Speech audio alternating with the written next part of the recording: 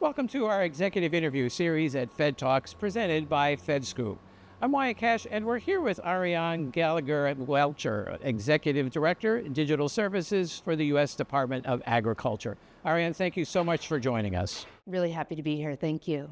So I'd like to start with, can you talk a little bit about how your agency and your team is leveraging AI to improve digital services and also the user experience for citizens? Absolutely. So at USDA, across our different mission areas, what we've been doing about over the past year or so is having what's called a generative AI use case process, where what we do is we ask our employees across our different mission areas if they want to test, leverage, use AI to help improve how we provide services to citizens.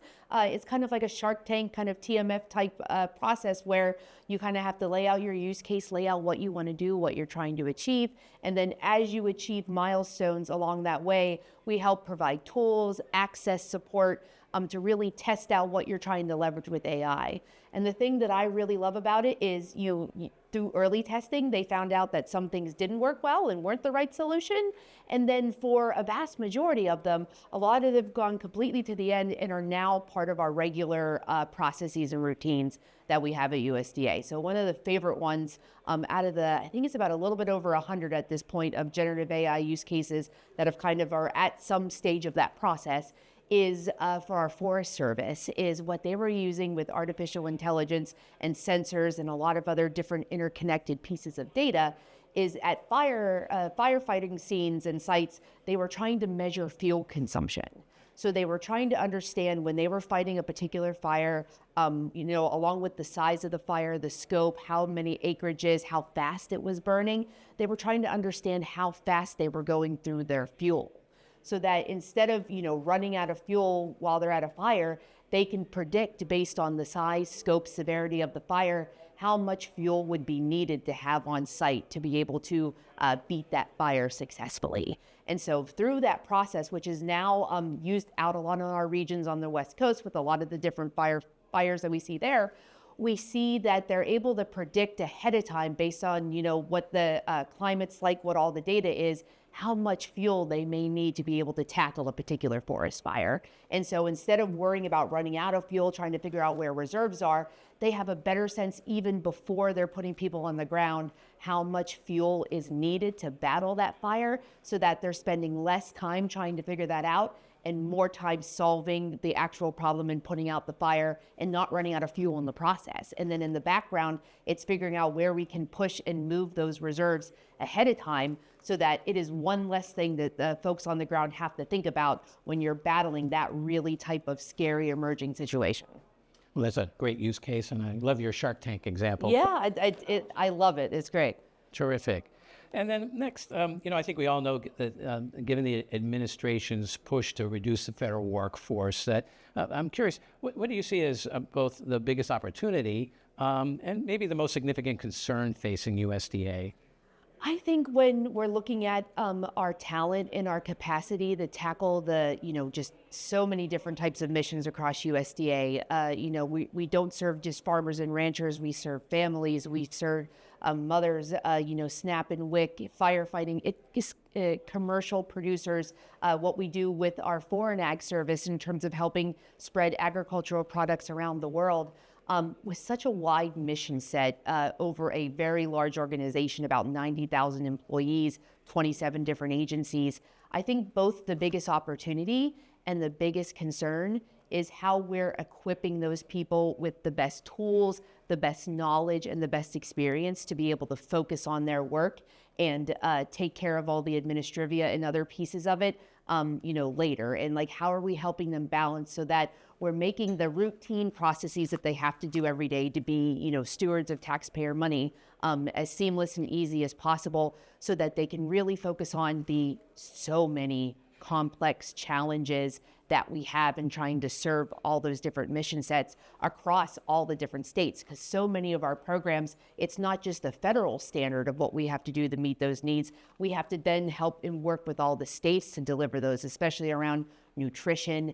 Each state has a different set of guidelines and systems of how they administer those programs. And then at the federal level, we have to look at how do we meet 50 different sets of standards, 50 different sets of requirements to help get food on the table of Americans. So it's what I see is that if we don't make sure that we're investing the time and attention on workforce development, on skills and training, and making sure we're preparing them to be able to use the next set of digital tools that are going to be coming available through artificial intelligence, through large language models. It's not just data scientists and coders that are going to need these skills. It's every single person at USDA that needs to understand what those tools are and how they can help them every day. And that does not happen overnight, and that does not happen without a lot of communication, a lot of training, a lot of hands-on work and support to make a lot of people who are not used to these types of tools comfortable using them and using them to rapidly change the way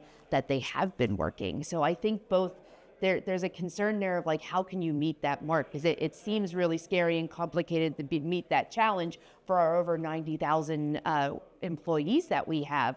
But it's also the incredible opportunity, because when you see the pockets of areas where it works and seeing how that can scale and really excite and motivate people even more to the mission, it's incredible. So it's how do we balance that, being stewards of taxpayer money, but also really prioritizing that investment, time, and space for that workforce development. And a lot of times when budgets are cut, training sometimes is one of those first things that get cut. So it's how can we help make sure that we have that space and that we're really equipping our people that are at the agencies to do the work, to focus on their mission, and make them really comfortable with a brand new set of tools that once they understand how to use them and leverage them, can really help change the way that they can do service and just really exponentially improve the impact that we can give to the American people. Well, certainly with the pace of change of technology, the ability to really keep your workforce up to speed at the speed of change, that's so critical today. It is, and it is not an easy task. I mean, a lot of agencies have approached a lot of different ways of doing it. We're doing it a lot through competency skills development and assessments to kind of understand where our folks are and where we need to go. But we also need to partner with industry to figure out what's the realm of possible of how to teach so many different types of learners on very technical tool sets. It's scary at first. It's a huge culture change for a lot of people. But once you see a federal employee get a chance to put hands to keyboard using these tools and having enough awareness and understanding the power of what it can do for them, it's incredible to see how inspired they are in terms of, I can really do more at my job than what I could do before, and the things that they can do faster and the things that they can focus more on that really provide that direct impact to people. Well, Arianne Gallagher-Welcher, thank you so much for taking a few minutes here at FedTalks to share your insights on some of the exciting opportunities and the work that you're doing at the U.S. Department of Agriculture. Thank you so much for having me.